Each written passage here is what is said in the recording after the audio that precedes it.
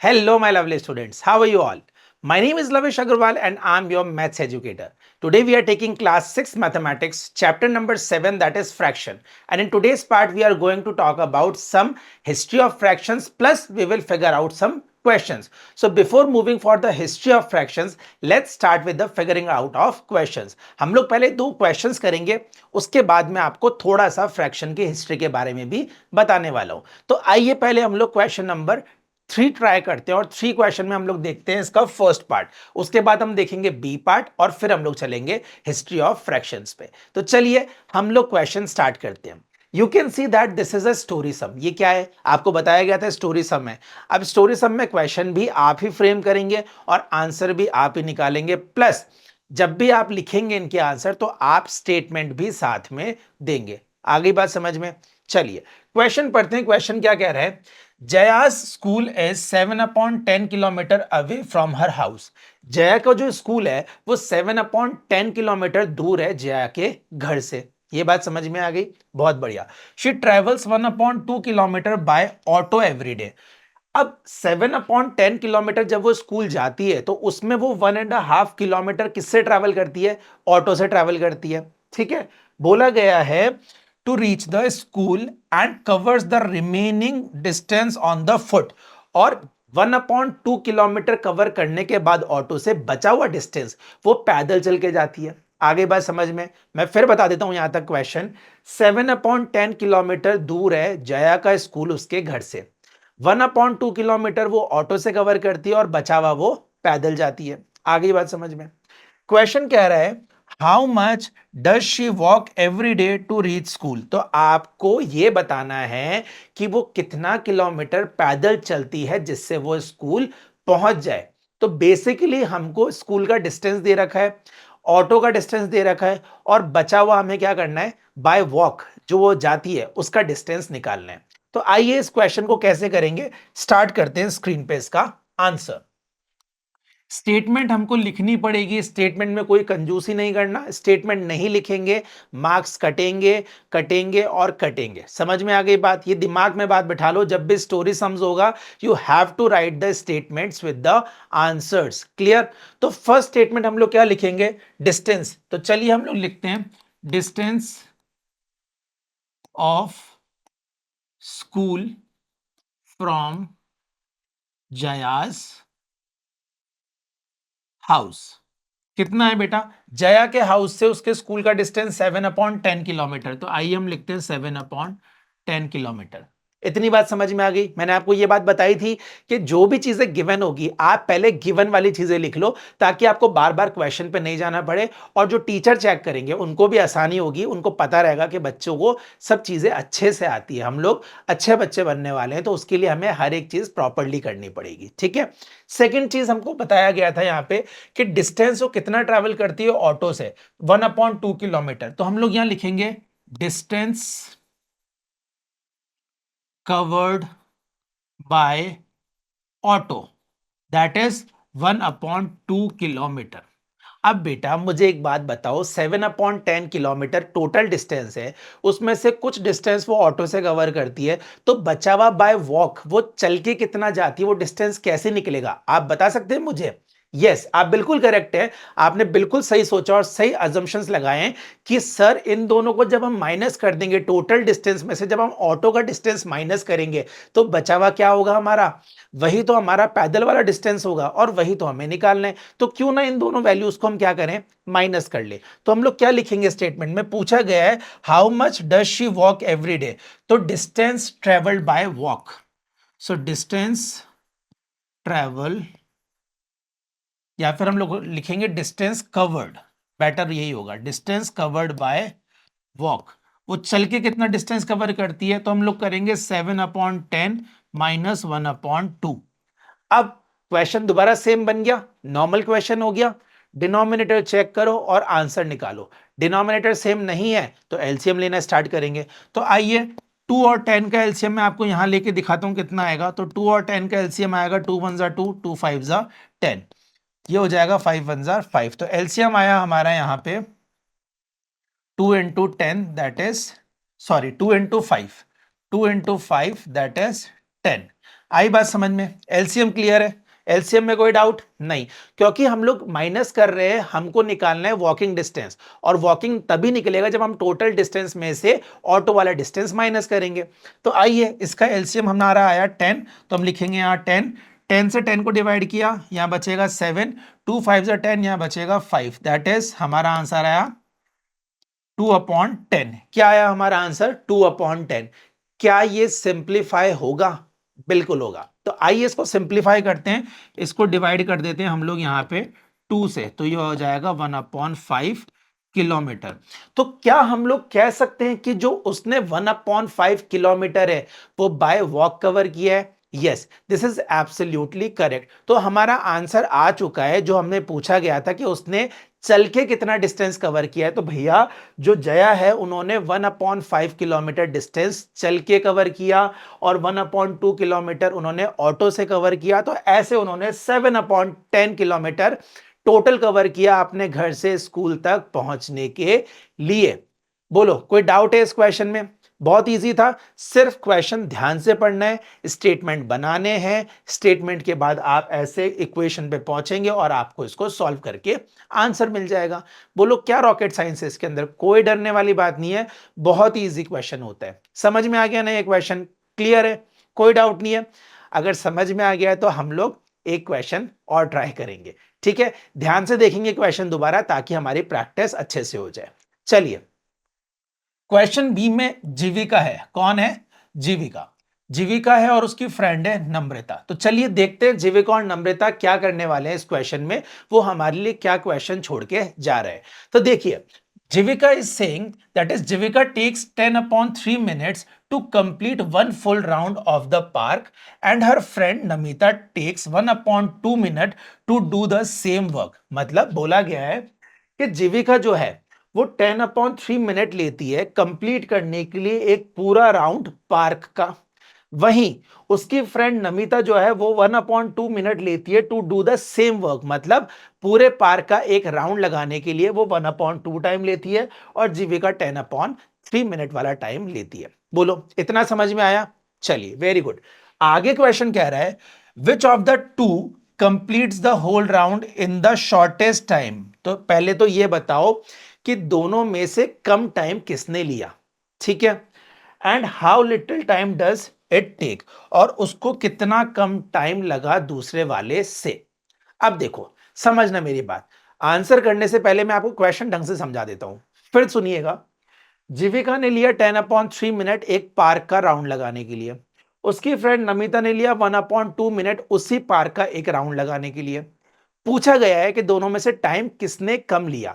तो बेटा, जब हमारे दिमाग में ये क्वेश्चन आए कि टाइम किसने कम लिया, मतलब दिमाग की बत्ती बजनी चाहिए कि भैया, जब हम लोगों को बोला गया है कि यहां पे किसने कम टाइम लिया, हमें ये चेक करना है, तो इसका मतलब हमें क्या है? फ्रैक्शन वैल्यूज कंपेयर करनी है। बिल्कुल। तो जब कंपैरिजन आ जाए फ्रैक्शन का, तो हम लोगों को इतना पता है कि सर, जब भी फ्रैक्शन का कंपैरिजन हमें बोला जाएगा, हम लोग क्या करेंगे? डिनोमिनेटर से सेम देख के या तो आंसर चेक करेंगे, न्यूमरेटर सेम देख के आंसर चेक करेंगे, और अगर दोनों ही सेम नहीं है तो हम लोग डिनोमिनेटर को सेम करके और फिर चेक करेंगे कि किसने कम टाइम लिया, किसने ज्यादा टाइम लिया। दैट मींस हम डिनोमिनेटर सेम करने के बाद कंपैरिजन कर पाएंगे। तो यहां हमको दिख रहा है दोनों का डिनोमिनेटर डिफरेंट है। इसका मतलब हम लोग देख रहे हैं ना तो डिनोमिनेटर सेम है ना न्यूमरेटर सेम है। तो इसका मतलब we will first take out the LCM. हम लोग डिनोमिनेटर सेम करेंगे और उसके बाद कंपेयर करेंगे, ठीक है? कंपैरिजन में पता लग जाएगा किसने ज्यादा टाइम लिया और किसने कम लिया, हाँ या ना? जब पता लग गया किसने ज्यादा और कम टाइम लिया, तो हम लोग दोनों को क्या करेंगे? माइनस करेंगे, तो पता लग जाएगा कि किसने कम टाइम लिया और कितना कम टाइम लिया, ठीक है? मान लो मैंने 3 चॉकलेट खाई, आपने 2 चॉकलेट खाई, तो कम चॉकलेट किसने खाई? आपने खाई। कितनी कम खाई? तो 3 में से 2 माइनस कर देंगे, मतलब 1 चॉकलेट कम खाई है। वही कहानी इसके अंदर हम लोगों को पूरी करनी है। क्वेश्चन समझ में आ गया? चलो, बहुत ही बढ़िया, बहुत इंटेलिजेंट लोग हो आप लोग। आप लोग इतने इंटेलिजेंट हो कि आपको ज्यादा समझाने की जरूरत ही नहीं पड़ती। चलिए, अब इंटेलिजेंट हम हैं तो हम लोग फटाफट से इसके स्टेटमेंट भी बना लेंगे। तो चलिए, स्टेटमेंट हम लोग स्टार्ट करते हैं। टाइम टेकन बाय जीविका, तो हम लोग क्या लिखेंगे यहां पे? टाइम, हम लोग लिखेंगे यहां टाइम टेकन बाय जीविका। जीविका ने कितना टाइम लिया? 10/3 मिनट्स। हम लोग लिखेंगे यहां पे 10/3 मिनट्स। यस और नो? उसकी फ्रेंड थी नमिता। कौन है? नमिता। तो ये नमिता ने कितना टाइम लिया? 1/2 मिनट्स। तो time taken by Namita. Namita ने कितना टाइम लिया? सर नमिता ने लिया 1/2 मिनट्स। किस काम के लिए लिए इन्होंने ये टाइम? एक पार्क का कंप्लीट राउंड करने के लिए। इतना समझ में आ गया? चलो बहुत बढ़िया। अब ये पूछा गया है कि इनको कंपेयर करो किसने कम टाइम लिया है। तो कंपैरिजन के लिए व्हाट वी विल डू, हम लोग इसका डिनोमिनेटर सेम करेंगे क्योंकि डिनोमिनेटर्स डिफरेंट है। Now what we will do, now हम लोग क्या करेंगे? 10/3 और 1/2 का हम लोग क्या करेंगे? डिनोमिनेटर चेक करेंगे, डिफरेंट है तो सेम करेंगे। आइए एलसीएम लेते हैं इनका हम लोग। 2 और 3 का एलसीएम अगर हम लोग लेंगे तो क्या आएगा बेटा? 2 और 3 का एलसीएम आएगा यहाँ पे 2 और 3 दैट इज 6। कितना आया? 6 आया। इतना समझ में आ गया? अब 6 आ गया तो इसका डिनोमिनेटर सेम करेंगे। तो आइए हम लोग यहां लिखेंगे 6 डिनोमिनेटर में। 3 2 जा 6 होता है, 2 10 जा 20 होता है, कॉमा लगाया। 2 3 जा 6 होता है, 3 1 जा 3 होता है। तो हमारे पास दो फ्रैक्शंस आए। कौन कौन से फ्रैक्शन है? एक आया हमारे पास, देखिए 20/6, या फिर चलो इसको नीचे लिख देते हैं, यहां लिख देते हैं इसको। एक आया 20/6 और एक आया 3/6। यस और नो? जल्दी बताओ, ये बात क्लियर है? 20/6 और 3/6 हमारे पास दो फ्रैक्शन आ गए। ठीक है, अब दो फ्रैक्शन आ गए हमारे पास तो हम लोग देखेंगे कि दोनों का डिनोमिनेटर सेम है। तो आप बताएं कि ज्यादा टाइम किसने लिया? ज्यादा टाइम लिया है 20/6 ने। किसने लिया ज्यादा टाइम?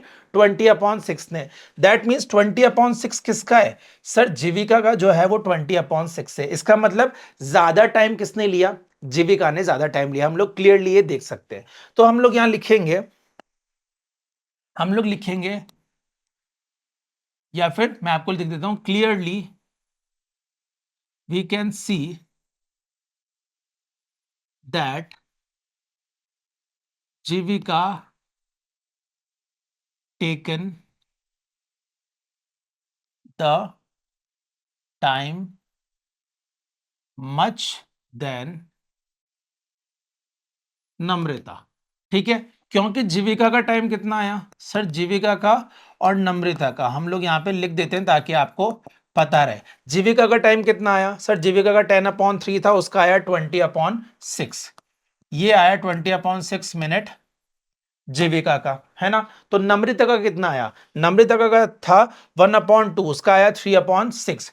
तो यहां आ गया नम्रता का ये 3/6। ठीक है, तो कंपैरिजन में तो हमें पता लग गया कि जीविका ने टाइम ज्यादा लिया है और नम्रता ने टाइम कम लिया है। बट हमसे क्वेश्चन पूछा गया था कि टाइम जो कम लिया है वो कितना कम लिया है। तो हम लोग क्या करेंगे? फॉर दिस हम लोग यहां कर देंगे 20/6 -3/6। तो 20/6 में से 3/6 हम माइनस करेंगे तो कितना आएगा? 17/6। क्या आया आंसर हमारा? 17/6। दैट मीन्स 17/6 जो है यहां पे कम टाइम लिया गया है।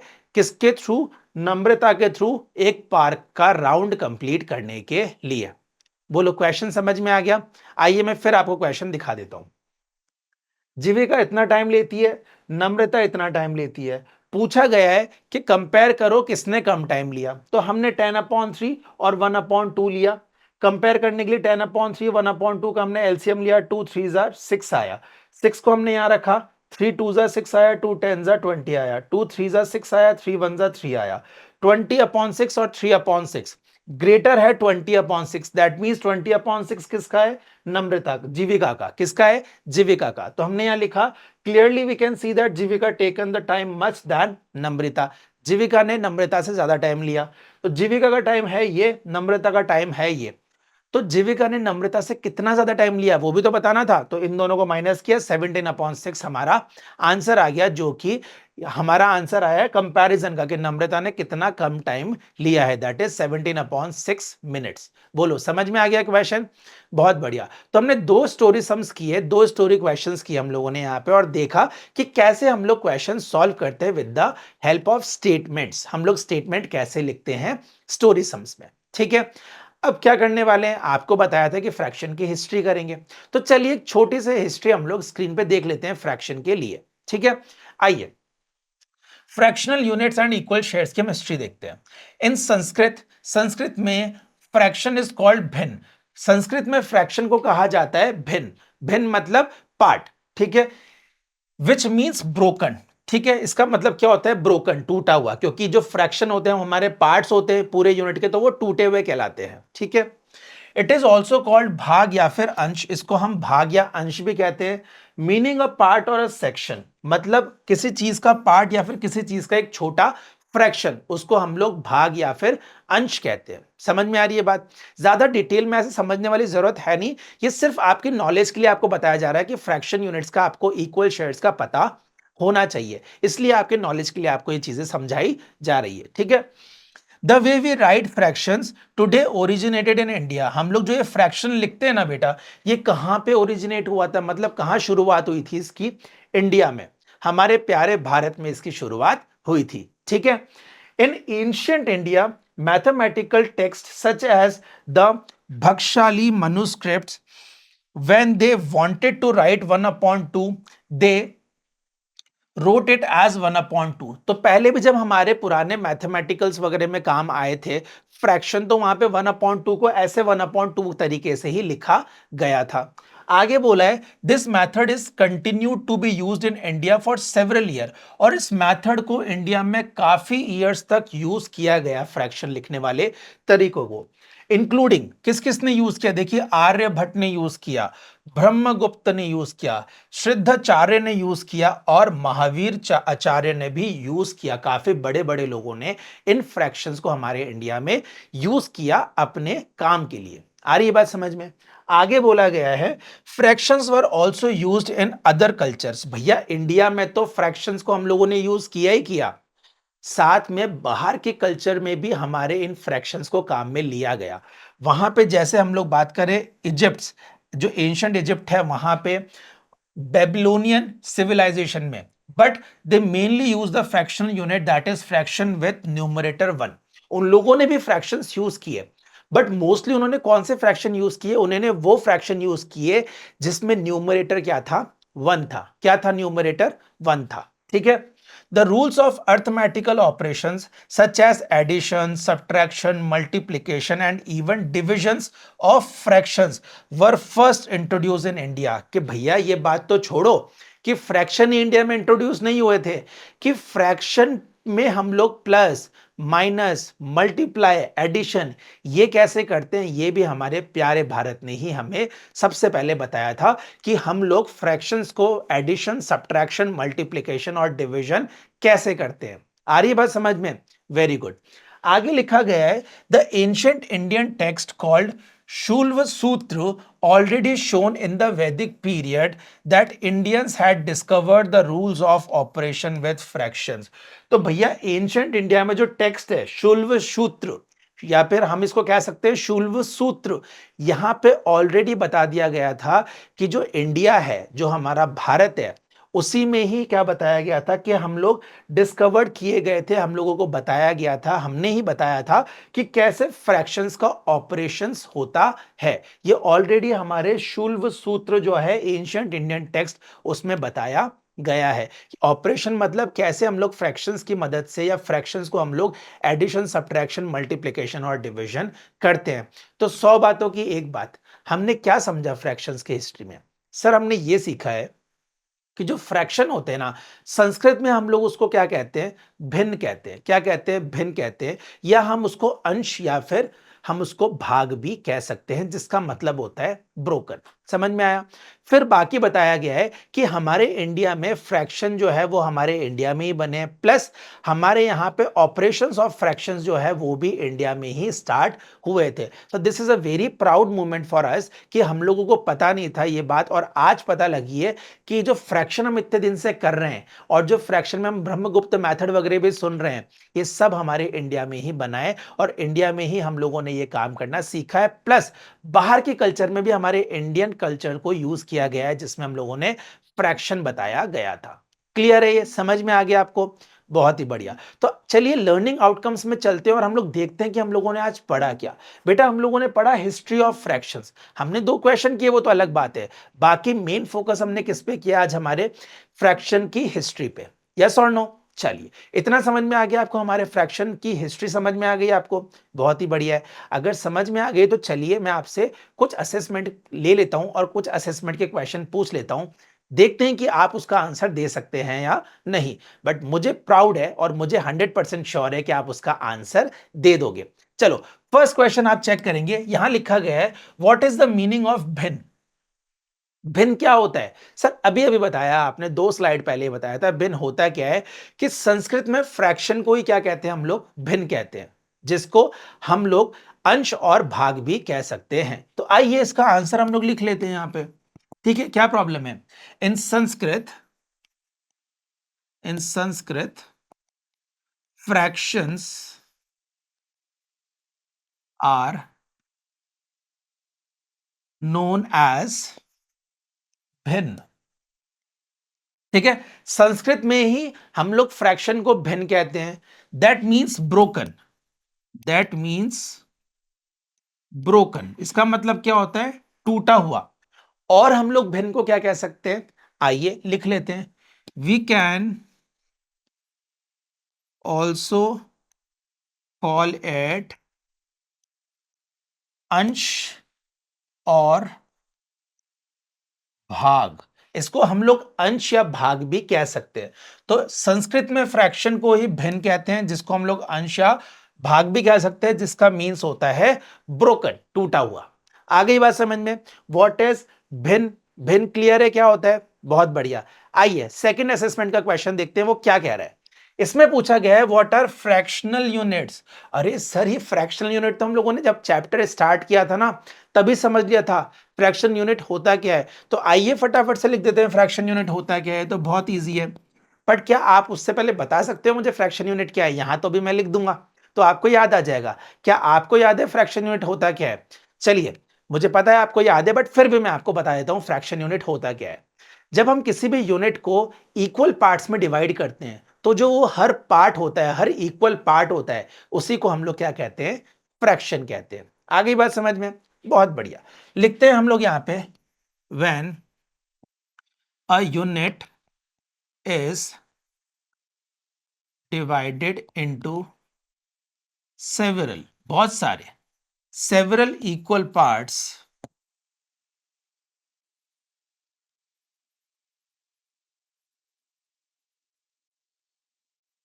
दैट ईच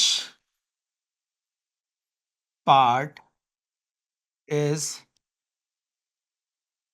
नोन एज, क्या पूछा गया है? Fractional unit. ठीक है, अगर एग्जाम्पल की बात करूं मैं आपसे तो 1/2, 3/5, 7/8 एंड सो ऑन, ऐसे बहुत सारे हमारे पास फ्रैक्शनल यूनिट हो सकते हैं। तो समझ में आया आपको फ्रैक्शन यूनिट होता क्या है? When a unit is divided into several equal part, जब भी आप किसी यूनिट को बहुत सारे इक्वल पार्ट्स में डिवाइड करते हैं, दैट ईच पार्ट, और जो वो हर एक पार्ट होता है, हर एक इक्वल पार्ट होता है, उसी को हम लोग फ्रैक्शन यूनिट कहते हैं। और एग्जांपल आपके सामने स्क्रीन पे, जैसे 1/2, 3/5, 9/15, 11/20, कोई भी आप ऐसे फ्रैक्शन यूनिट ले सकते हैं। आई होप आपको आज का समझ में आ गया, हम लोगों ने जो पढ़ा, आपको हिस्ट्री समझ में आ गई और आपको 2 स्टोरी समझो अपन ने की है वो भी बहुत अच्छे से समझ में आ गए हैं विथ द असेसमेंट्स। क्लियर है? अगर आपको इतना समझ में आ गया है तो this is all for today. Let's meet in another video, till then take care, good bye.